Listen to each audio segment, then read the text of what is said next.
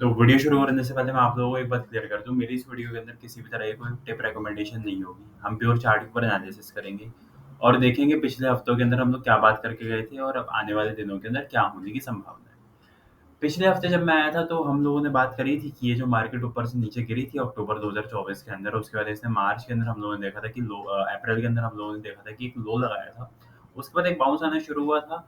हम लोग बात करते आ रहे 23,400-500 के एरिया तक ये बाउंस नॉर्मल था। उसके बाद ये ऊपर की तरफ चलना शुरू हुआ और ऊपर चल के हम लोगों ने देखा 25,000 के नीचे-नीचे मार्केट आके एक बार खड़ी हो गई। हम लोगों की बात थी कि एक बार अगर ये 25,200 के ऊपर जाके सस्टेन करना शुरू कर देगा, तो ये जो नीचे गिरावट शुरू हुई थी अक्टूबर 2024 के अंदर, वो गिरावट जो है वो खत्म हो जाएगी, मतलब जो डाउन ट्रेंड था वो खत्म हो जाएगा। लेकिन अप ट्रेंड शुरू होना इसके लिए बहुत ज़्यादा मुश्किल था, तो ये साइडवेज मार्केट के अंदर जो है ये मार्केट कन्वर्ट हो जाएगी। इसका मैंने एग्जांपल आप लोगों को 2018 के अंदर दिखाया था कि मार्केट कैसे बार-बार अपने हाई के आस-पास भी गई थी, उसके ऊपर भी गई थी और ऊपर से दोबारा पटक दिया था मार्केट ने।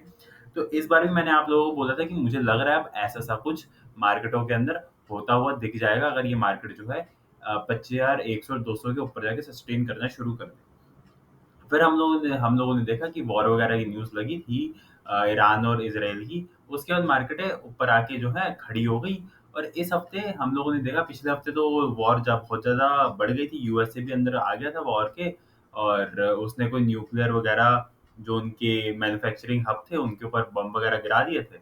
वो डिस्ट्रॉय कर दिए थे, तो उसके अंदर हम लोगों ने देखा था कि यूएसए की मार्केट है अपना जो फ्यूचर वीकेंड फ्यूचर था और बाकी जो क्रिप्टो वगैरह थी, काफ़ी ज़्यादा गिरी हुई थी पिछले संडे को।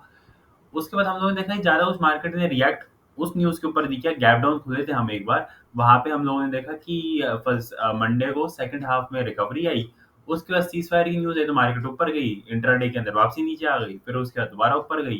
थर्सडे को देखा कि ऊपर मतलब खुली तो फ्लैट थी, उसके बाद स्क्रीन पे पूरी तेज़ी हुई 300 पॉइंट की और फ्राइडे को हम लोगों ने देखा दोबारा 100 पॉइंट ऊपर चले गए। तो कुल मिला के मार्केट इस हफ्ते ऊपर गई, लेकिन अगर हम देखें कि इंट्राडे के अंदर और पहले 2-3 दिन के अंदर इतनी ज़्यादा उठा-पटक हुई कि कुछ कोई लंबा-चौड़ा कोई बंदा काम अगर करना चाहे तो वो नहीं कर सकता था। किसी ने अगर लॉन्ग किए होंगे वो कट गए होंगे, किसी ने शॉर्ट मारे वो लोग सारे ट्रैप हो गए। तो कुल मिला के सर न्यूज़ बेस्ड ट्रेडिंग हुई और न्यूज़ के ऊपर भी काम नहीं हुआ, बस वॉलेटाइल हुई मार्केट। बुरी न्यूज़ के ऊपर जो है मार्केटें गिरी नहीं और अच्छी न्यूज़ के ऊपर हम लोगों ने देखा इंट्राडे के अंदर सेलिंग आ गई। कुल मिला के ऊपर गए, लेकिन बहुत ही ज़्यादा वॉलेटाइल हफ्ता था ये वाला। अब हम देख लेते हैं कि हम लोग चार्ट पे क्या बात करके गए थे, अब सीधा चार्ट पे चलते हैं और अब पिछले हफ्ते भी हम लोगों ने देखा था कि मैंने बहुत सारे स्टॉक्स, बहुत सारे तो नहीं, कई सारे स्टॉक्स मैंने बताए थे। उसके अंदर भी हम लोगों ने देखा कि काफ़ी अच्छी-अच्छी मूवमेंट आई।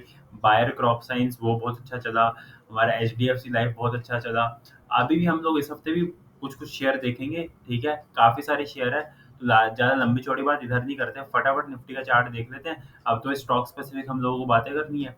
एक बार हम लोग निफ्टी का चार्ट देख लेते हैं और देख लेते हैं क्या डेवलपमेंट हो सकती है आने वाले दिनों के अंदर।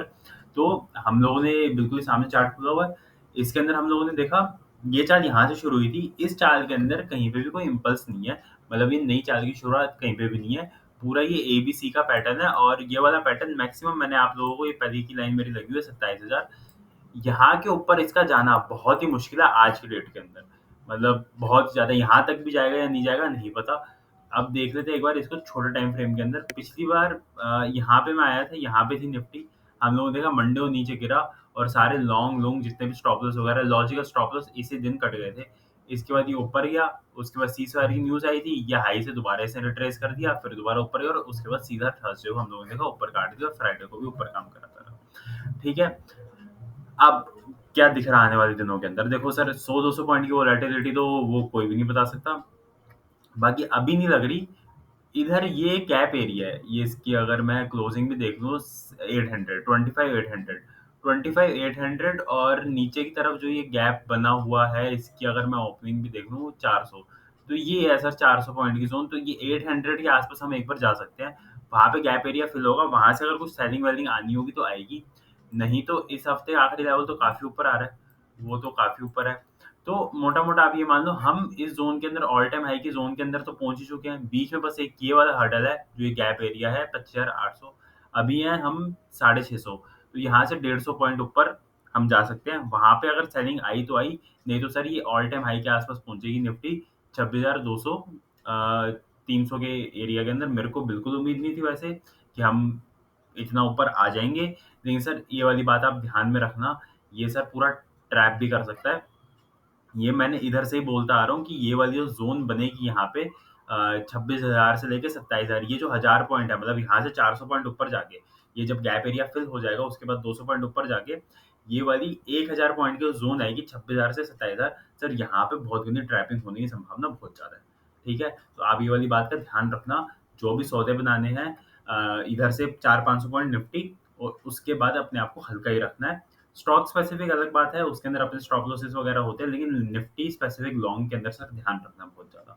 ये जो इधर से अगर ऊपर की तरफ चल जाएगी, सीधा-सीधा ऊपर काटती चली जाएगी, इसकी संभावना मेरे को आज की डेट के अंदर ना के बराबर लग रही है। ठीक है?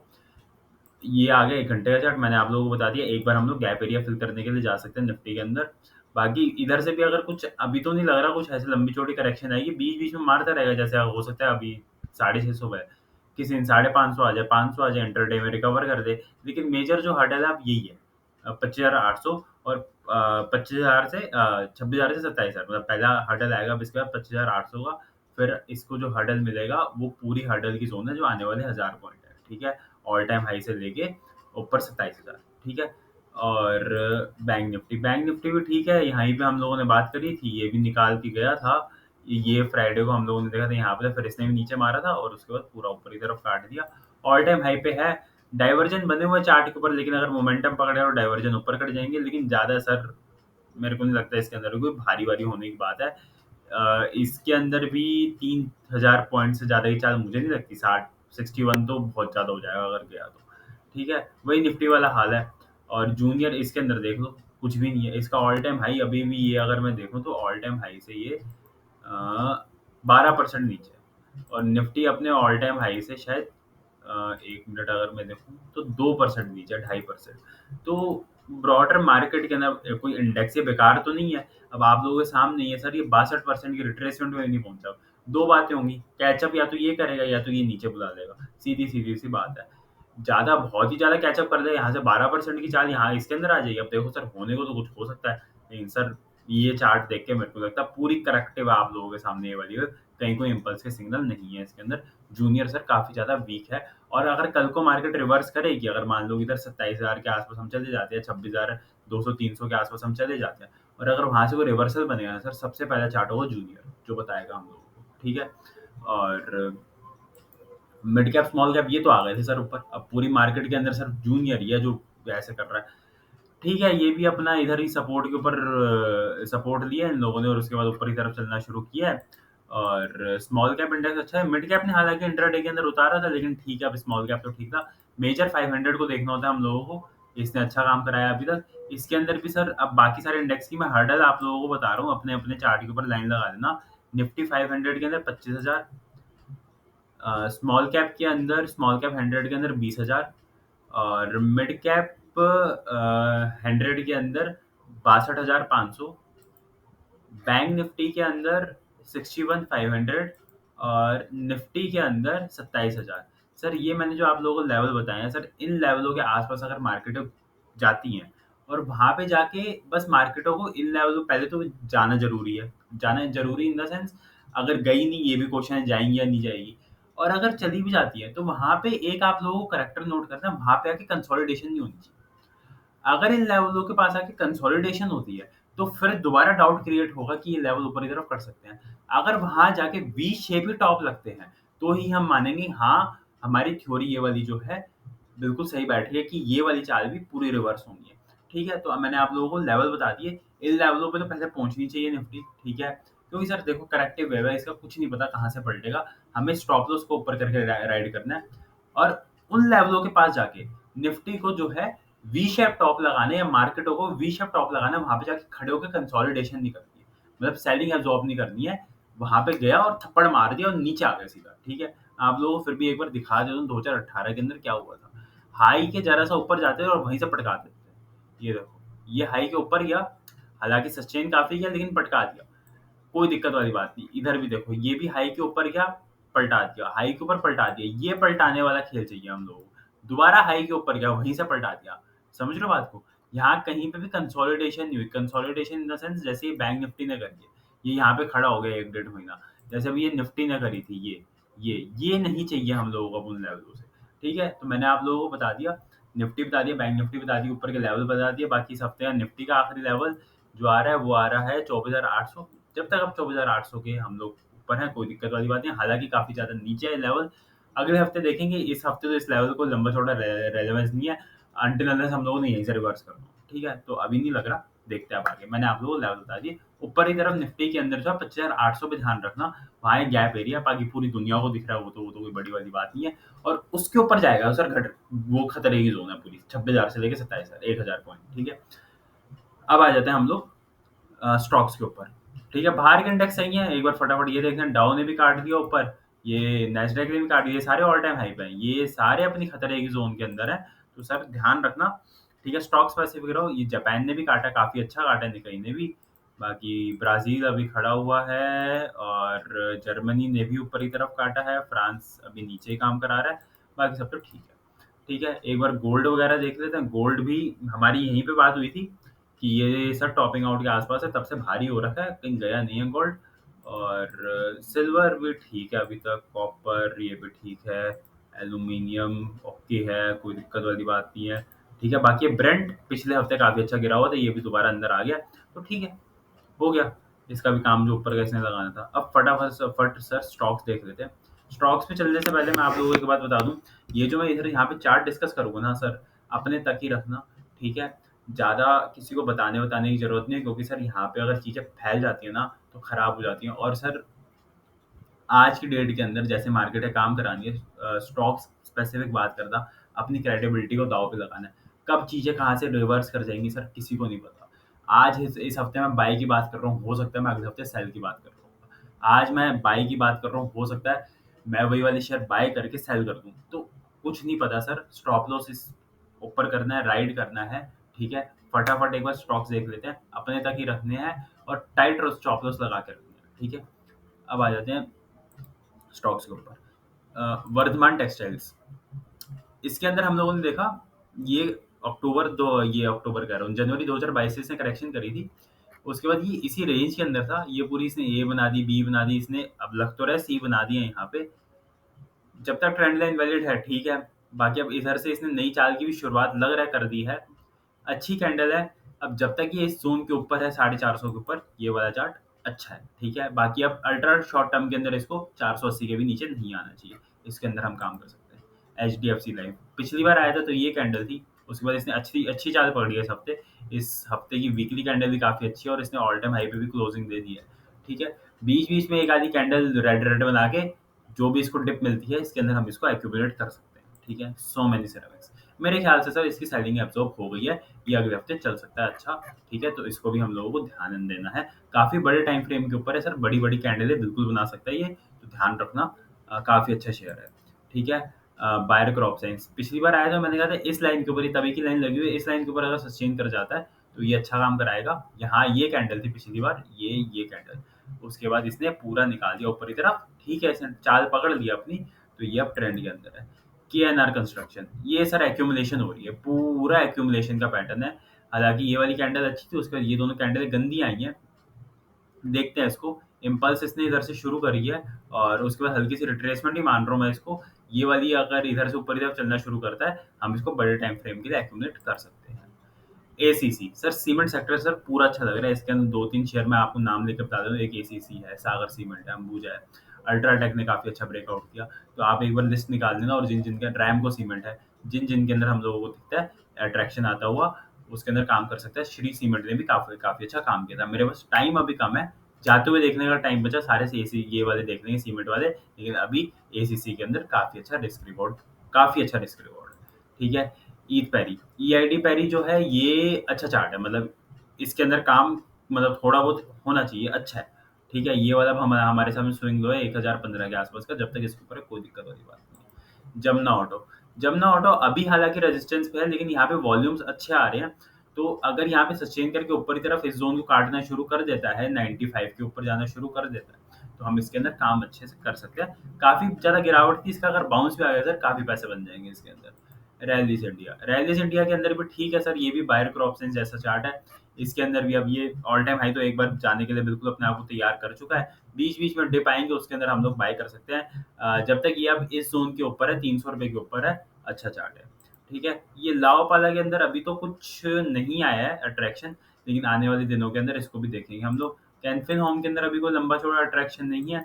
बाकी स्क्रीन पे जाते हुए दिखे तो वो काम कर सकते हैं। ब्लू डार्ट के अंदर भी अभी तक तो कोई अट्रैक्शन वगैरह नहीं है। अतुल ऑटो भी वहीं खड़ा हुआ है और ये वेस्ट लाइफ, इसके अंदर कुछ लग रहा है मेरे को कि हाँ, इसके अंदर एक्यूमुलेशन हुई है। अब अगर ये वाली ज़ोन ऊपर की तरफ कटती है 760 के आस-पास की, तो हम इसके अंदर भी काम कर सकते हैं। ठीक है? ये चार्ट पे सर ध्यान देना, सुप्रजीत इंजीनियरिंग। ये चार्ट मतलब क्वालिटी भी अच्छी है शेयर की और चार्ट भी अच्छा है। ठीक है? तो मैं पर्सनली इसके अंदर अगले हफ्ते से कुछ ज़्यादा ध्यान दूँगा। चार्ट अच्छा है, करेक्शन इसने काफ़ी अच्छी कर ली है। काफ़ी लंबे टाइम वेस्ट करेक्शन करी है, 2 ढाई साल से ये खड़ा हुआ है एक ही जगह पे के ऊपर, इवन 3 साल से एक ही जगह के ऊपर खड़ा हुआ है। तो सर इसके अंदर हम लोगों को कुछ-कुछ क्वांटिटी के अंदर काम करना चाहिए। तेज़ी में जा सकता है और ठीक-ठाक अच्छी खासी तेज़ी के अंदर यहाँ से ये जा सकता है, ठीक है? डीएलएफ ये एक बार आ जाए 830 तो उसके घरों के जब तक ऊपर है तब तक ठीक है, बाकी देखते हैं इसको भी। अच्छा है चार्ट। और नीलकमल ने इस हफ्ते मूवमेंट दी है। इस ज़ोन के अगर ऊपर की तरफ चलना शुरू करता है 1800 के आस-पास तो अच्छा चार्ट है। बाकी पराज इंडस्ट्रीज़ अभी इसके अंदर कुछ मूवमेंट है लेकिन जगह अच्छी है इसकी। और डालमिया भारत ने अच्छा ब्रेकआउट दिया था। सागर सीमेंट मैं डिस्कस कर चुका हूँ। एल्काइल अमाइंस अमाइंस वाले दोनों शेयर अच्छे हैं। बालाजी और एल्काइल्स। बालाजी भी एक बार दिखा दो। हम पहले डिस्कस किया करते थे उसके बाद काफ़ी गिरावट आई इनके अंदर जब मार्केट गिरी। अब इन लोगों ने बाउंस लेना शुरू किया, इन शेयरों ने बाउंस लेना शुरू किया है। बालाजी से अच्छा एल्काइल है, तो इस हिसाब से आप देख लेना, ठीक है? ये इसको भी डिप के अंदर हम लोग देख सकते हैं। और एसकेएफ इंडिया, हालाँकि ये वाली कैंडल गंदी है फ्राइडे की, लेकिन अभी ये ठीक है, जब तक ये ₹4500 के ऊपर है, ठीक है ये चार्ट। और सीरा सैनिटरीवेयर, ये भी अच्छा चार्ट है, ये कैंडल अच्छी है इसकी। अब जब तक सर ये वाली ज़ोन के ऊपर है ये, ठीक है 6300 के, अच्छा चार्ट है। और एल्गी इक्विपमेंट्स, जब तक सर देखो ये ज़ोन के ऊपर है, ये ₹500 के ऊपर है, तब तक तो ये सर अच्छा चार्ट है। और चार्ट के ऊपर कन्फर्मेशन आनी शुरू होगी जब ये वाले जो इसने हाइज़ हैं, इधर से बड़ी-बड़ी कैंडलें बननी शुरू होगी, तो देखना जैसे भी स्क्रीन कहे उस हिसाब से काम करना, जा सकता है सर तेज़ी के अंदर, काफ़ी अच्छा चार्ट है, ठीक है? जीएनएफसी वही है सेम, 512 के जब तक ऊपर है, ठीक है? और बाइंग बनेगी हम लोगों की 565 के ऊपर। आईडीएफसी फर्स्ट काफ़ी अच्छा चार्ट है सर, इसके अंदर भी हम लोग बड़ी-बड़ी कैंडलें एक्सपेक्ट कर सकते हैं। और ठीक है, आईएफबी इंडस्ट्रीज़ ये भी अच्छा है, आईजीएल भी अच्छा है और आईआईएफएल भी अच्छा है। और एलटीआई माइंड्री, आईटी के अंदर सर रिस्क रिवॉर्ड ठीक है कंपैरेटिवली, एलटीटीएस, एलटीआई माइंड्री।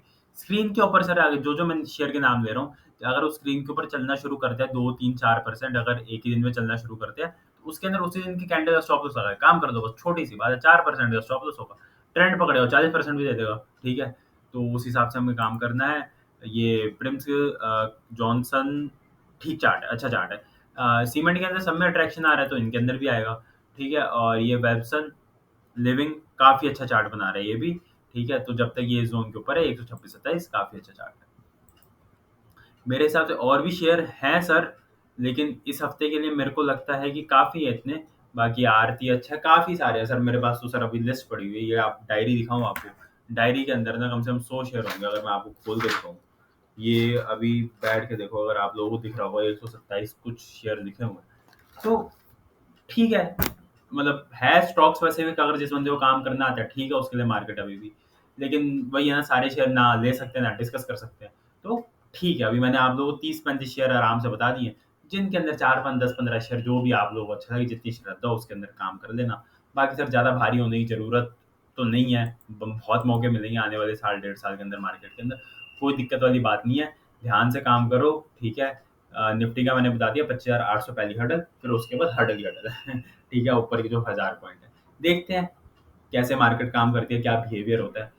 लेकिन सर ये वाली बात मान लेना, ये ऊपर जा रहा है ना सर, मेरा इसको असली बोलने का ना सर अभी बिल्कुल मन नहीं है, ठीक है? बाकी देखते हैं, मिलेंगे आने वाले वीडियो के अंदर, ठीक है? तो मैंने बता दिए शेयर्स, देखने हैं इनके अंदर जैसे अगर काम करने का मन हो तो कर सकते हैं, बाकी मिलते हैं अगले हफ्ते, ठीक है? अगली वीडियो।